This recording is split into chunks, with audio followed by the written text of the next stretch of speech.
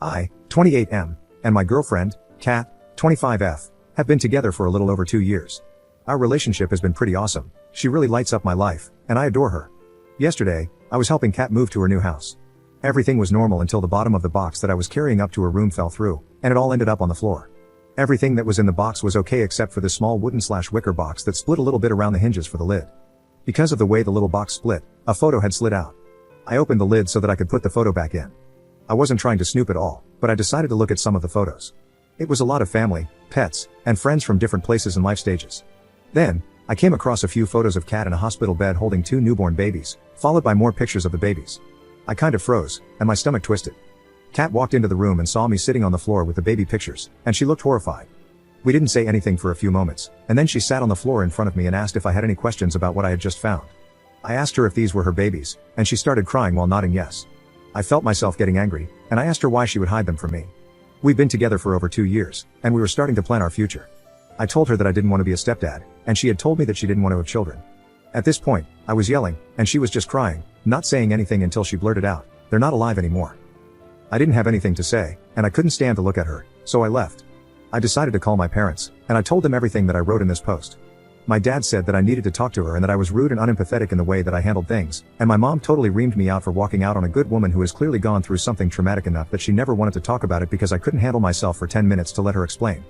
My best friend thinks that I'm justified though. She's been trying to call me and sending me texts asking to meet with her so that she can explain everything, but I just feel betrayed and confused. I don't know where to go from here. Update 1. I'm not sure how many people will be interested in this update, but I figure I'll put it up.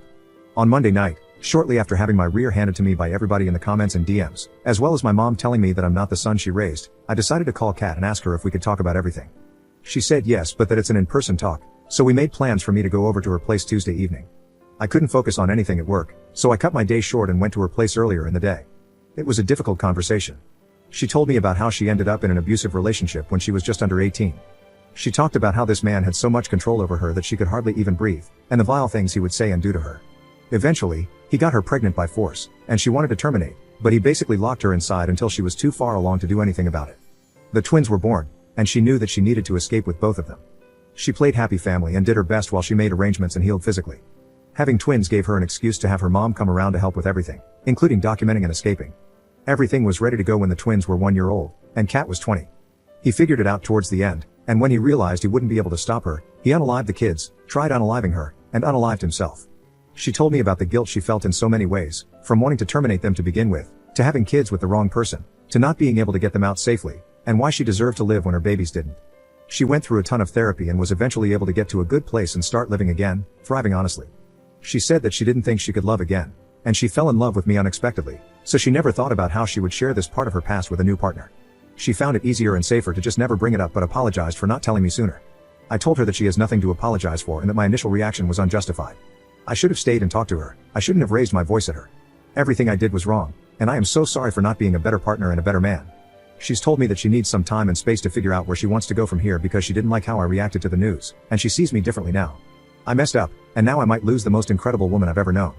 I'm terrified, and I just want to go to her, hold her, and beg her for forgiveness, but I know that will only make her feel smothered. To address some of the comments in my original posts, I never asked her if she had kids. I only asked if she wanted kids, to which she said no. She never lied, she just left out the horrible passing of her children, which I now understand. Thank you to everybody who was rightfully brutal and honest. I'm not sure where our relationship will go from here. Update 2. Hey, not sure if there's anyone still keeping track of this, but it's been around 17 months now, and we have both moved on. For over a month after my last post, I waited. I waited for her to speak to me again, hoping she could forgive me and we could move on together. In mid-December, she called me and told me that she wanted to talk. I was ecstatic and raced over to her place, only stopping to get flowers on the way. When I arrived, she let me in, and I saw that she still had not finished unpacking. In fact, it looked like she never even started. She noticed me looking around and told me that she's moving in with her brother, who lives in another province, and that she doesn't want to be with me anymore. I begged and pleaded, telling her that she meant everything to me and that I would do anything to make things right. However, she stayed quiet, only shaking her head before saying that she doesn't feel emotionally safe with me anymore. She told me that if I had reacted differently when I found out about her lost twins, then she would have been able to move past this with me. But my reaction told her everything she needed to know.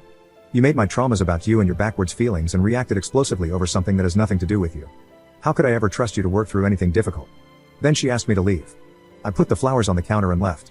A week later, she texted me to tell me she had a box of my things and I needed to come get them. When I arrived, The door was unlocked, and I walked inside. The house was completely empty aside from a box with some of my clothes, pictures, trinkets, and gifts, all memories of us. The flowers I brought her were wilted with a note that read, "Lock the door when you leave." Fast forward a few days, it's Christmas Eve, and I went over to my parents' place. We had a quiet evening, and as per tradition, my siblings and I stayed the night. On Christmas morning, I texted Kat to wish her a Merry Christmas, but the bubble turned green. I was blocked. Later that evening, my mother left the room and called Kat to wish her a Merry Christmas. Previously, I did tell my parents that she had kids that passed away, how I found out by accident, and what my reaction was, but I never gave them all the details that came from my second conversation with Kat. My mother came back in tears, seething with rage, and screamed at me to get the hell out of her house.